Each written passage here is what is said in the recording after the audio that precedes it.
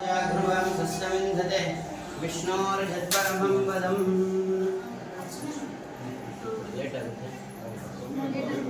ಅರ್ಚನೆ ಮಾಡ್ತೀವಿ ಅರ್ಚನೆ ಸ್ವಲ್ಪ ಲೇಟ್ ಆಗುತ್ತೆ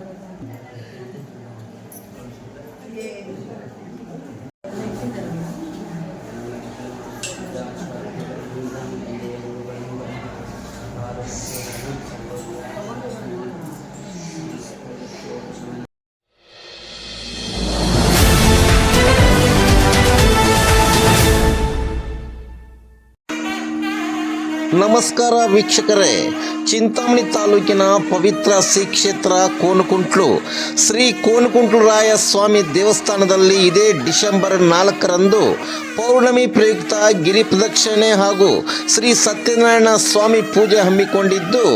ಭಕ್ತಾದಿಗಳು ಹೆಚ್ಚಿನ ಸಂಖ್ಯೆಯಲ್ಲಿ ಆಗಮಿಸಿ ಸ್ವಾಮಿ ಕೃಪೆಗೆ ಪಾತ್ರರಾಗಬೇಕೆಂದು ಆಯೋಜಕರು ಮನವಿ ಮಾಡಿದ್ದಾರೆ.